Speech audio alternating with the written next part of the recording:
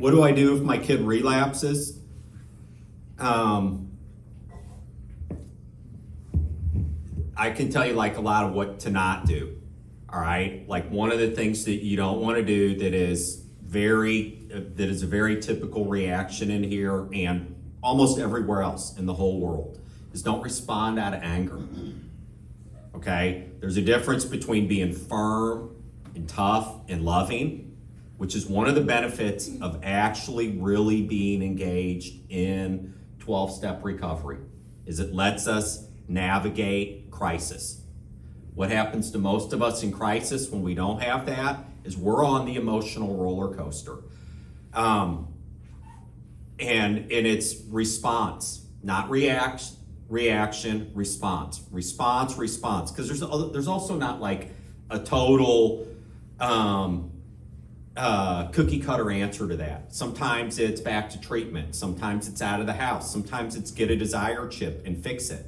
Okay, and all relapse should be taken very, very, very seriously. Whether that's like with substance abuse, if they have other addictions, with self-harm, with food, okay, an emotional relapse.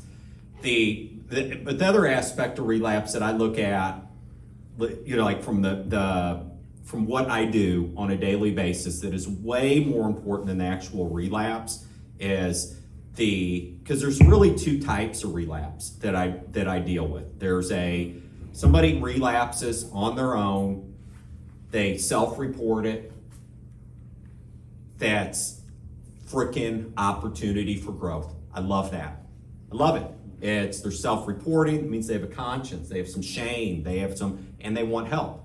I love that. I love the self-reporting stuff. The other part of it is, the other kind of relapse is when it's like they get busted, there's all these other folks involved in it, co-signing, the toxicity where their peer groups starting to erode and get real toxic. That's a whole different issue, all right? And that's much, much, much more dangerous and is more likely to continue. And it's like, that's where it's like you want to make sure you're bringing a gun to a gunfight, man, because you're in a gunfight then. Well, my kid was a constant relapser. I'm not one, if you haven't figured it out yet. And sometimes I knew, and sometimes he was so good at that manipulation. He had psychologists fooled, he had psychiatrists fooled, he had me fooled. So what I can tell you is this. One, what do you do if your kid relapses? You buckle down on your own program. Two, if your gut is telling you something, listen to it. Always. People ask me now, how's Ryan doing? I don't know. I don't know. I go by my gut. I can hear his words. I don't always know. I don't always believe. But when my gut tells me how he is, I know.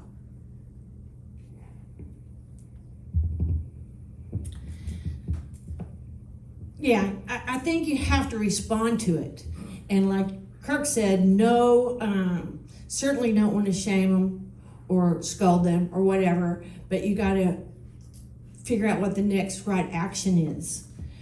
For us, we had to send Ben to the hospital and got all tested and make sure he was going to be all right and that kind of thing. But at some point, we figured out that Ben could not stay sober in the Woodlands. He could not do it. And so, because he just had too many people. As soon as he got out of rehab, those people showed up at our door and said, "We heard Ben's home."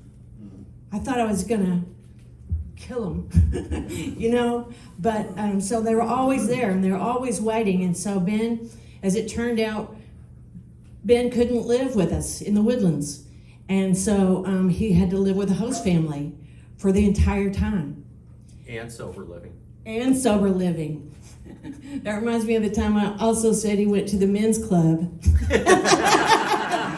But what's it really called? The men's center. And laughing. Did he go to Last Chance Recovery too? That's where he finally got sober. And to Yeah. this day, Yeah. he has a picture, framed picture of Last Chance on his wall to remember how he got there. You know what I mean? And so, yeah. But I'll tell you, it killed me to have to not ever let him, live at our house again. It almost killed me, and I can cry about that right now. But the thing is, it's what it took for him. And it's different for every kid. And you got to really listen hard to the professionals who know, because believe me, I did not want that to happen, but it did, and it all worked out. So you got to be ready to go to every possible end. You got anything? Yeah, quick. I've relapsed in Cornerstone and out of like before I came into Cornerstone, and then I've had friends and sponsees and family members relapse. And the biggest thing that I have experienced is every time like asking myself what I can do differently, especially like a really close friend of mine didn't necessarily relapse, but showed strong relapse behavior, and it was one of the harder things, like to actually have to be a real friend through that.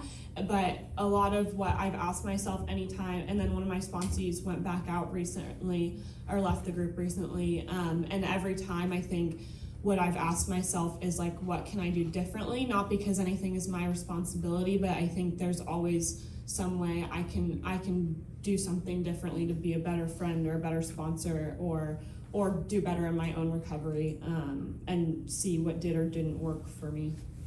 Cool.